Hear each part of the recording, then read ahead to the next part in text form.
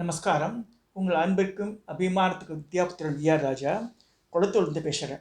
இன்றைக்கி என்னுடைய 78வது வீடியோ மகாபெரிவன் மகிமை பற்றி பேச போகிறோம். இது 5வது பார்ட்டு. இதில் ஒரு 3 instance we are going to see. இதில் முதல் இன்ஸ்டன்ட் வந்து இப்போ நவராத்திரி செஞ்சு டுமாரோ மாலை அமாவாசை, day after tomorrow Navaratri starts. இந்த நவராத்திரி குழு எதுக்கு வைக்கணும்னு சொல்லிட்டு பரமாச்சாரியார் ஒருத்தருக்கு அட்வைஸ் பண்ணி அதனால் பெரிய பயன் அடைஞ்ச அந்த குடும்பம் அதை பற்றி பார்க்க போகிறோம். ஒரு குடும்பம் பாலகாட்டில் இருக்குது. அவள் அப்போ அந்த நேரத்தில் அவள் அப்பா இல்லை, அந்த பையனுக்கு அம்மா தான் இருக்கா. கஷ்ட ஜீவன் நிலத்தில் இருக்கா. ஏன்னா வந்து சொத்து பத்தெல்லாம் பிரச்சனைகள் இருக்குது. அவள் வாழற வீடே வந்து ஒரு எக்கச்சக்கமாக கடனில் மாட்டின்னு இருக்கா. அந்த காலத்துலேயே 50,000 ரூபா கடன். Yes imagine. இது நான் சொல்கிற இன்சிடென்ட் வந்து ஒரு 30-40 இயர்ஸ் முன்னாடி நடந்தது. ஸோ அப்போயே 50,000 அந்த வீடு கடன் வாங்கியிருக்கா. அந்த வீடு பரிபூர்ண நிலைமை வந்துடுத்து. அப்போ அந்த அம்மா சொல்கிற மகாபெரியாவை போய் பார்த்துட்டு இருந்தால் ஒரு சொல்யூஷன் கிடைக்கும்ன்ற அப்படி சொல்கிறா.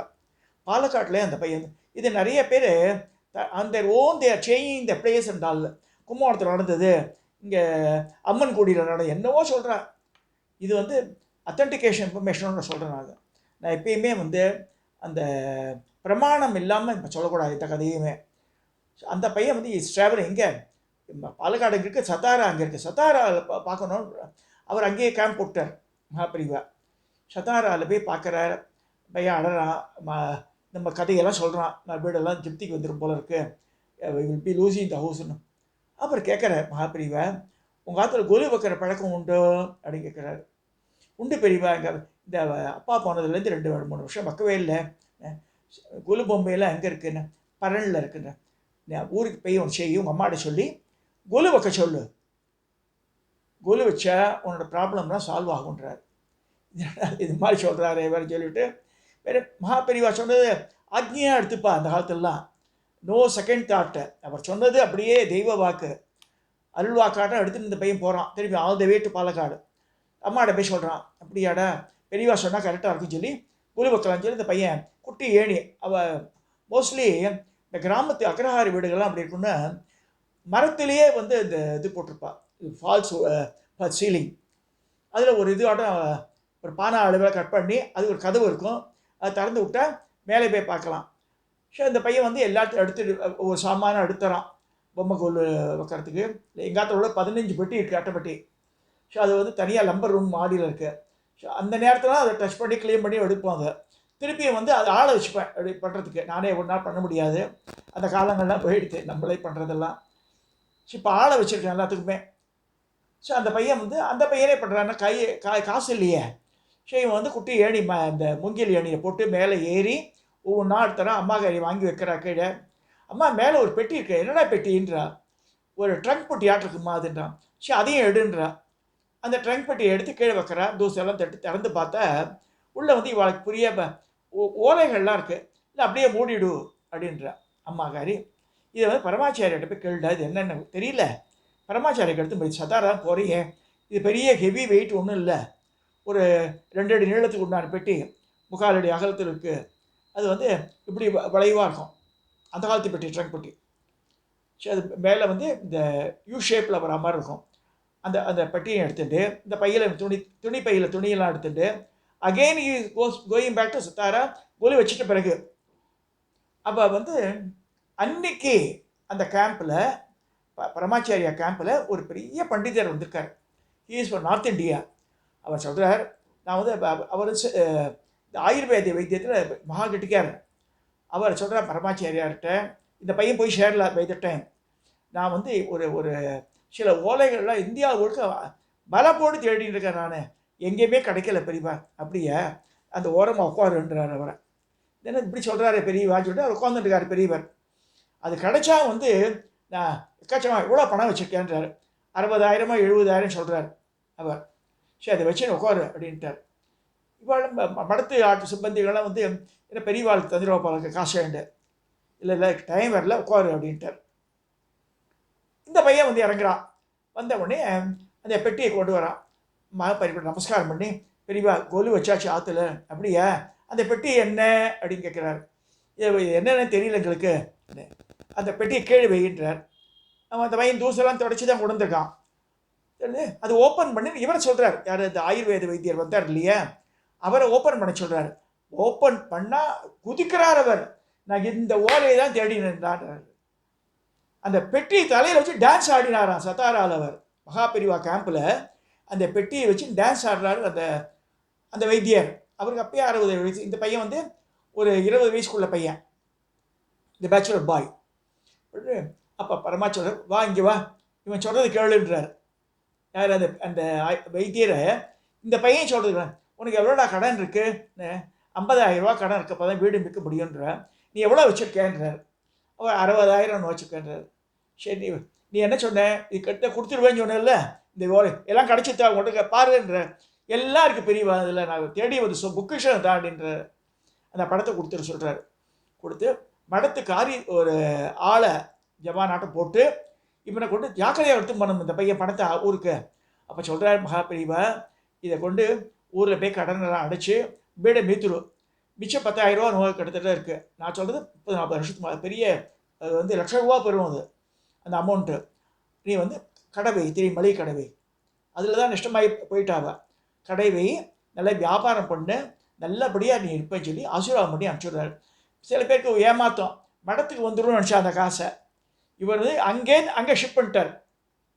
ஸோ அந்த பையனோட ப்ராப்ளம் சால்வ்டு, இந்த வைத்தியரோட ப்ராப்ளம் சால்வ்டு. ஸோ அந்த பையன் ரொம்ப திருப்பி மகாபெரிவாரோட நமஸ்காரம் பண்ணிக்கலாம். சரி போதும், நீ ஊருக்கு போய் பத்திரமா ஷேருன்ற. அம்மாவை கேட்டால் சொல்லிச்சு, பிரசாதம்லாம் கொடுத்துருச்சு அந்த மாமிக்கும். அப்பா இல்லை இருந்தாலும் அம்மாவுக்கு இதெல்லாம் கொண்டு கூட சொல்லி கொடுத்துருக்கார். இந்த பையனுக்கு சொல்லியிருக்கார், நல்லபடியாக பார்த்துக்கோ அம்மாவெல்லாம் சொல்லி. இந்த கொலு வைக்கிற பழக்கத்தை விடவே கூடாதுடா.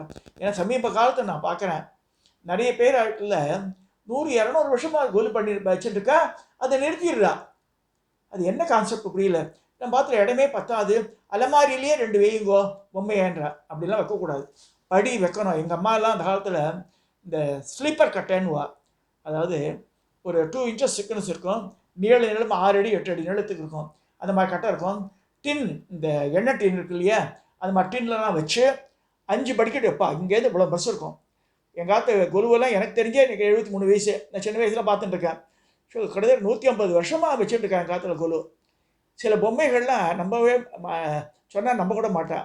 ஒவ்வொரு பொம்மைகளும் நான் 10 வயசில் வாங்கின பொம்மையெல்லாம் இருக்கும் ஒன்று என்கிட்ட. தூக்கி போட்டு உடச்சிடலாம், தூக்கி போட்டுடலாம். ஒரு தினம் மனுஷாலே தூக்கி போட்டுடலாம். அந்த காலத்தில் பொம்மையை தூக்கி போட மாட்டேன். அப்படிதான் இருக்குது. பாத்திரத்தை போட்டுற அவ்வளோ பெரிய வெங்கல பானை யார் ஆழ்வா? கடையில் கொண்டு போட்டுருக்கணும். கடையில் போடுறது ரொம்ப ஈஸி. அடுத்த நாளே காசு அலைஞ்சு போயிடும். இவ போய் ஏதாவது பெரிய பெரிய ஹோட்டலுக்கு போய்ட்டு வந்து அவ்வளோதான் பில். அது 3000-4000 ரூபா சார்ஜ் பண்ணுறா, போயிடும். அது அந்த பொக்கிஷங்கள் பழசு போடவே கூடாது.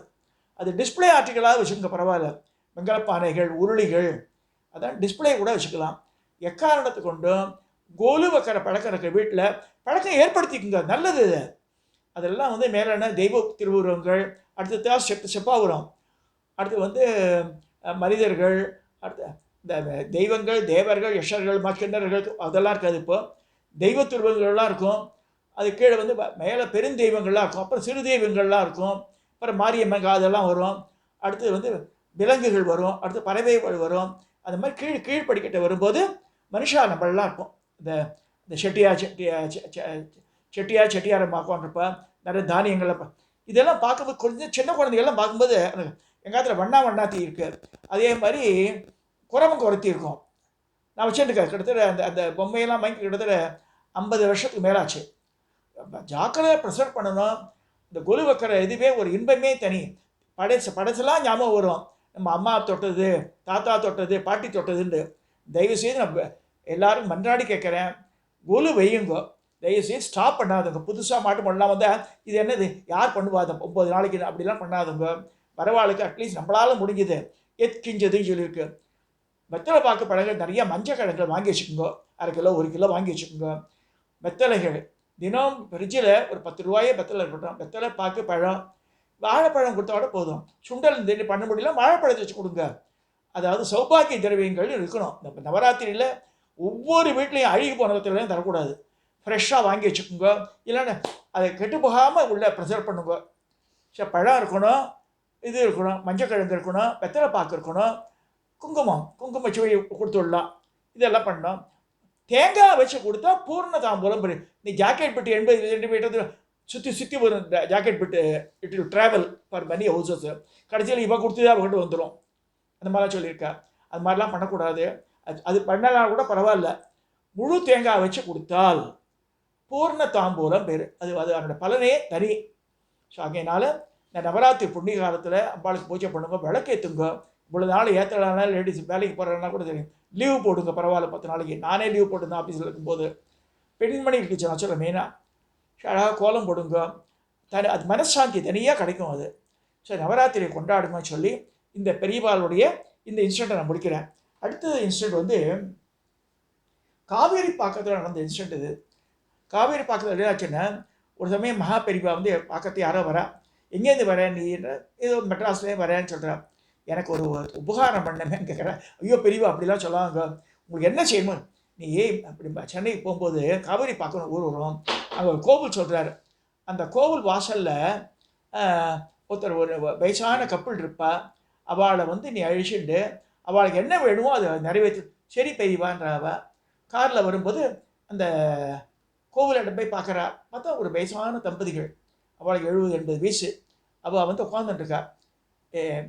மகா பெரியவா அம்சம் உங்களை I should take care of you சொல்லுங்க. எங்கே போனோன்ற எங்களுக்கு ஒரே ஒரு ஆசை. நாங்கள் கடைசி காலத்தில் நெருங்கின்னு இருக்கோம். எங்களுக்கு காசிக்கு போனோம் ஆசை.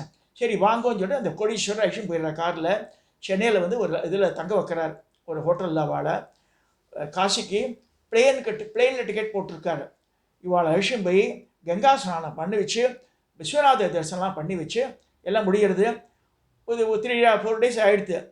கங்கையில் குடிக்கும்போது 2 பேரும் அவள் அப்படியே அடிச்சும் போயிடுறான். கங்கையிலேயே அவள் பிராணம் போயிடுது. 2 பேருக்குமே, ஹஸ்பண்ட் ஒய்ஃப் 2 பேரும் போயிட்டா. அப்புறம் அது சொல்கிற மாதிரி, இல்லை எனக்கு தெரியும் அந்த மாதிரி ஆகும்ண்டு.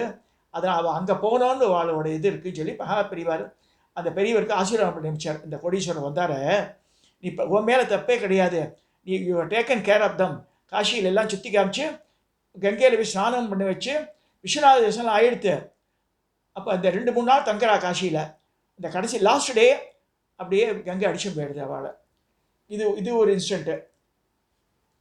அடுத்ததாக உசிரி சிவாச்சாரியார். அது இதே மாதிரி தான் மகா பெரியவா உட்காந்துருக்கா. ஒரு நாள் பெரிய திருச்சியை சேர்ந்த பெரிய செல்வந்தர் வரார். அவர் நகைக்கடையோ அதை வச்சுட்டுருக்கார். நகைக்கடையோ புடவை கடையோ. அவர் வரார். அவரை சொல்கிறார், எனக்கு ஒரு ஹெல்ப் பண்ணுறியா நீ? என்ன பெரியவார் சொல்கிறீங்க, என்ன வேணுமோ சொல்லுங்க, எத்தனை பட்டு புடவை? எனக்கு ஒன்றும் வேண்டாம். முசிறின்னு எங்கே இருக்குன்னு, திருச்சி பக்கம் தான் இருக்குதுன்றா. அங்கே போங்க, சிவாச்சாரியார் வீடு இருக்குது, அந்த கோவிலுக்கு பூஜை பண்ணுற மாதிரி பாரு. அவாத்தில் போய் அவாத்து பொண்ணுக்கு வரம் பார்த்துருக்கா. ஒரு பைசா கிடையாது அவாத்தில். அந்த பொண்ணுக்கு உன் பொண்ணுக்கு பண்ணுற மாதிரி நீ கல்யாணம் பண்ணணும். அதுக்கு பண்ணுறியா? பண்ணுறேன் பெரியவா, கல்யாணம் பண்ணி அவளை இஷ்யூ வாங்கியான்ட்டார். சரி இவர் போகிற. அப்புறமா பிரசாதம் தரேன்ட்டார். இவருக்கு பெரிய பிரசாதம்லாம் ஒன்று தரல. உபதேசம் கொடுத்துட்டு நீ வா, போயிட்டு வந்து நீ போயிட்டு வந்து இந்த சக்ஸஸ்ஃபுல்லாக இந்த காரியத்தை முடி, உனக்கு பரிபூர்ண ஆசீர்வாதம் பண்ணுறேன்றார். அவரும் போகிறார். அங்கே முசிறியில் போய்த்து அப்படின்னா பெரிய கார் வந்து படகு போல் கார் வந்து நிற்கிறது. அந்த மாமி பயந்து போயிடுறா. இன்னும் கார்லாம் வந்து நம்ம ரொம்ப ஏழ்மையான நிலைமையில் இருக்கிறவா. மகா பெரியவா படத்தை ஏதோ கல்கிலையோ அந்த காலத்தை வந்தது அட்டையில் ஒட்டி ஷனலில் கோத்து மாட்டி வச்சிருக்கா மாடத்தில்.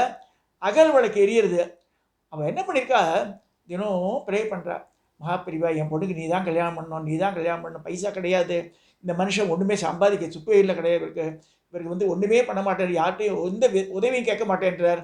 இப்போ நல்ல வர விட்டு போயிட போகிறதுன்னு கேட்குறா. தினம் ஷீ இஸ் ப்ரேயிங் மகா பெரியவா. இப்போ அந்த மாமா வந்துட்டார் கோவில்லேருந்து. வாங்க வாங்கன்னு. இவர் யாருன்ற எனக்கு தெரியாதுன்னு. அப்போ சொல்கிறேன், மகா பெரியவா அமிச்சா உங்கள் பொண்ணுக்கு கல்யாணம் நிச்சயம் பண்ணியிருக்காளே? ஆமாம் பண்ணியிருக்கா. கையில் காசு கிடையாதுன்னு. அதனால் நீ கவலைப்படாதுன்னு சொல்லி மாமி மாமா அந்த பொண்ணெல்லாம் ஐஷன் கடையில் எல்லாம் பட்டுப்படவை கிட்டு எல்லாம் வாங்கிட்டு சம்பந்தியாத்துலேயும் பேசி திருச்சியில் நல்ல மண்டபம் எடுத்து ஃபஸ்ட் கிளாஸ் சாப்பாடோட 3 நாள் கல்யாணம் பண்ணி மாப்பிள்ளை பொண்ணு அப்பா அம்மா இங்கே ஐஷன் வந்துட்டார் காஞ்சிபுரத்துக்கு. நமஸ்காரம் பண்ணுறார். பெரியவா சிரிக்கிறார். இந்த மாமியை கூப்பிட்றார். என்ன நீ கேட்டதை நான் நிறைவேற்றிட்டேன் கேட்குறாரு. அதுதான் மகா பெரியவா. நீ என்ன ஆசைப்பட்ட? இது தினம் எனக்கு காத்தால் ப்ரே பண்ணுறல்ல, என் பொண்ணுக்கு நீ தான் கல்யாணம் பண்ண, நீ தான் கல்யாணம் பண்ண. நான் கல்யாணம் பண்ணிட்டேன் நான் உன் பொண்ணுக்கு அப்படின்றார். இது எப்பேற்பட்ட நிகழ்ச்சி பாருங்கள். நம்மளால் அது வந்து சொல்லனா கள்ள ஜலம்தான் வரும் நமக்கு.